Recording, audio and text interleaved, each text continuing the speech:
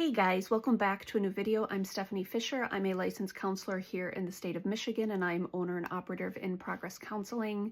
Today we're going to talk about decision making during transitions of high stress and high distress. And decision making can be particularly complex because sometimes we do have to make decisions. Sometimes there's things we have to be ready for, primed for, and solutions are important. Yet, it's probably really important to be clear on how compromised our decision-making capacity can actually be if there's a lot of stress or distress running. And so one of the examples, I was reading a book called, I think it's called The Great Innovators. I'm really appreciating some of the biographies written by Walter Isaacson, I believe. And in The Great Innovators, one of the men is being talked about. He's trying to solve this problem and he's so agitated. He's just kind of grasping and grasping and grasping. I need the solution. I need the solution. I need the solution. And one of the things he's done historically, and this is, decades and decades ago, and this is not a recommendation, but one of the things he would do is he would get in his car and he would drive super fast to just expel some of the energy. Well, the buildup was so high in his system as he's trying to problem solve. Typically, he would drive kind of 3 or 4 miles and then he would feel a little bit better. In this particular kind of state of dysregulation, he got in his car and just drove and drove and drove.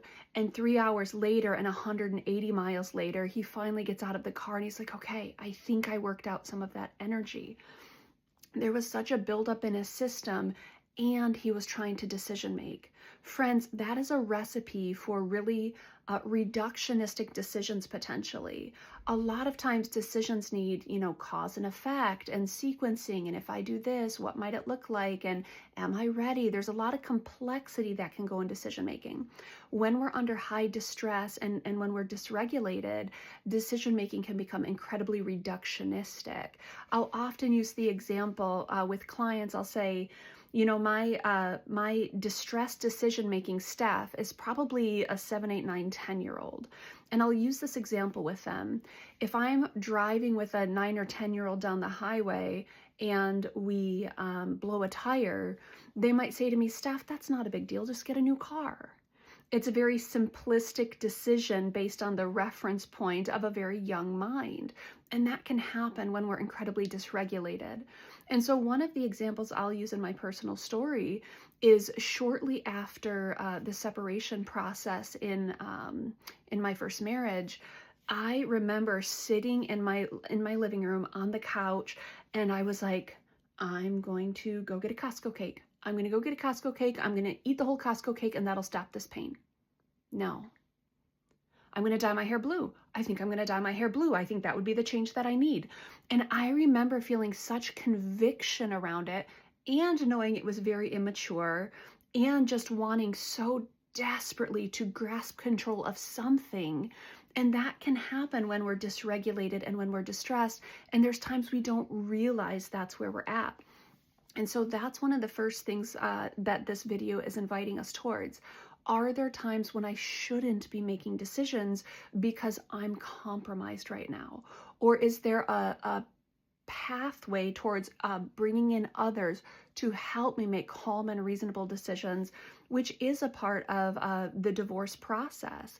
One of the things that can be incredibly problematic, and we'll walk with clients who are separating or in an initial loss, maybe they've lost a significant spouse or they've lost a relationship that wasn't a marriage. What we'll often say is take really big strides or take really big consideration to not make big decisions for the next little while. And we'll even say almost to the tune of, if you can go a year without selling your house or buying a new vehicle or geographically relocating, it's highly recommended because there's distress and duress in the system right now, which taxes our decision-making ability. Now, I want to be clear.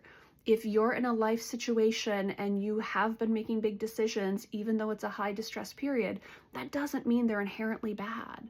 What it means is when the system is taxed, it's harder to make cogent, clear, cause and effect, rational, sound decision making. Some of you might be saying, Steph, you don't know my story, you don't know my life. That's fine, and that might be very, very true. But by way of trends, as I walk with people through transitions, there is a lot of compromise in our decision making, potentially, the more taxation that happens.